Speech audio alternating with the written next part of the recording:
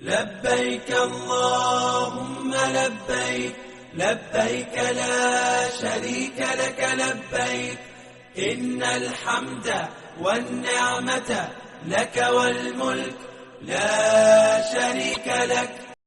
Assalamualaikum warahmatullahi wabarakatuh.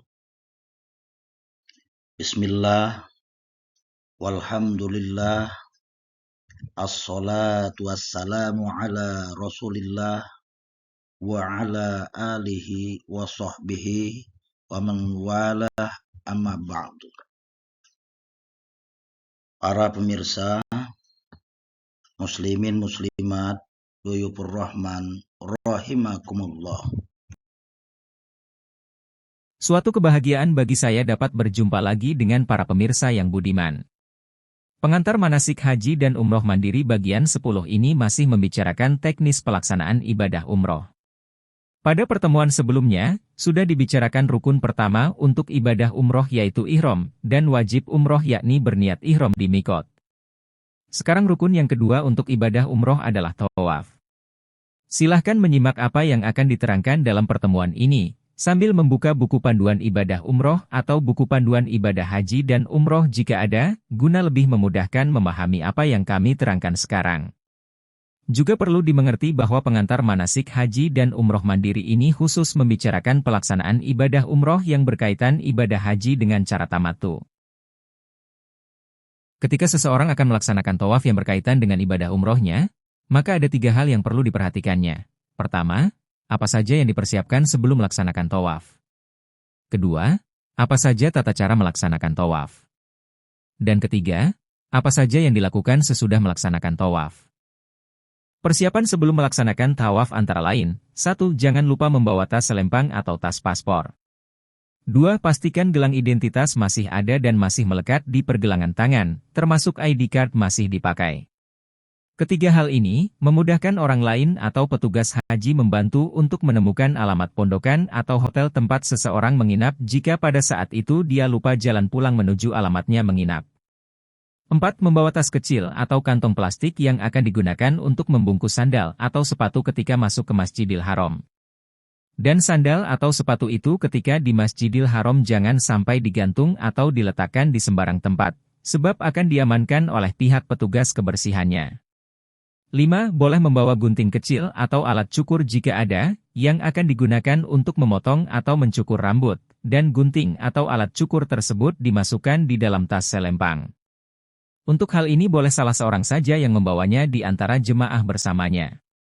6. Jangan lupa membawa handphone jika ada, agar memudahkan komunikasi dengan pihak lain jika diperlukan.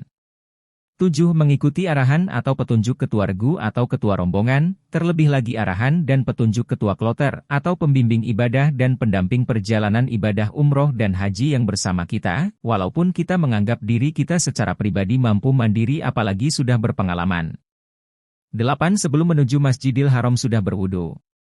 Tentang hukum batalnya wudu saat bersentuhan kulit dengan lawan jenis saat tawaf berbeda-beda, tergantung mazhab yang dianut.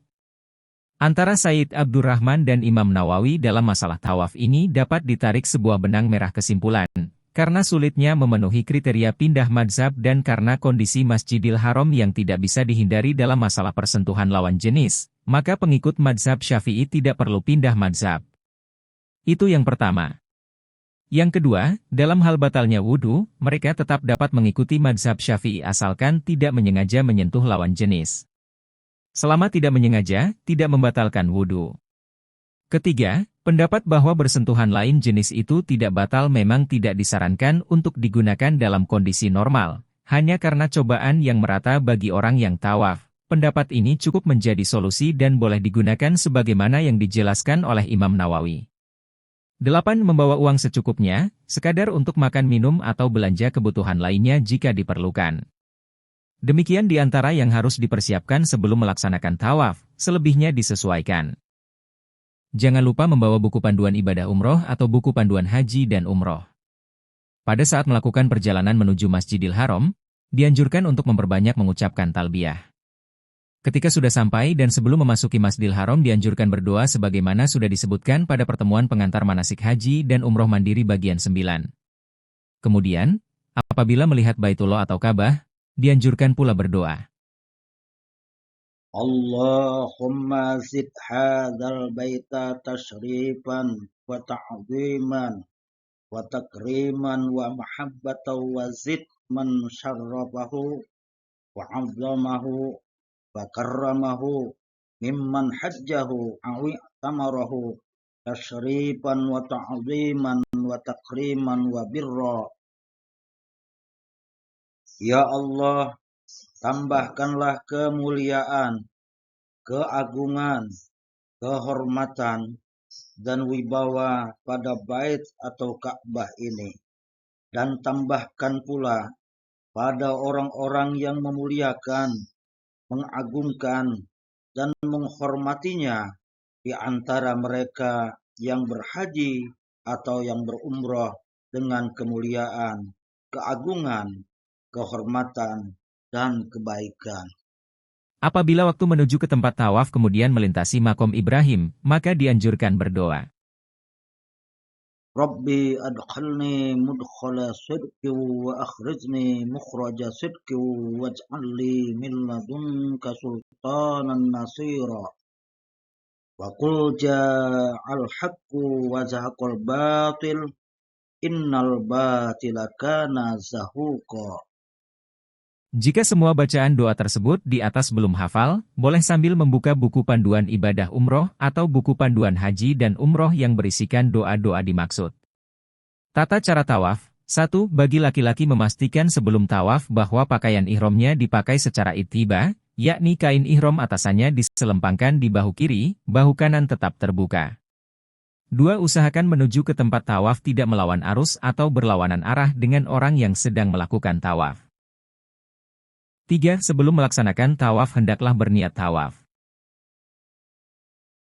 Nawaitu an atuba fi hadzal baitil atiqi sab'an kamilan lillahi ta'ala. Atau cukup di dalam hati mengucapkan sengaja aku tawaf dengan ini Baitullah Al-Atiq 7 kali putaran secara sempurna karena Allah Ta'ala. Cukup sampai di sini pertemuan kita pada pengantar manasik haji dan umroh mandiri bagian 10. Sampai jumpa lagi di pertemuan akan datang yang masih membicarakan teknis pelaksanaan ibadah umroh tentang tata cara tawaf. Silahkan like dan komen. Jika ingin berlangganan untuk channel kami, tekan tombol subscribe dan bunyikan loncengnya agar Anda dapat menerima notifikasi konten baru dari kami. Semoga bermanfaat. Subhanakallahumma wa bihamdik asyhadu an la ilaha illa anta astaghfiruka wa atubu ilaik. Wallahul muwaffiq ila aqwamit thariq. Assalamualaikum warahmatullahi wabarakatuh.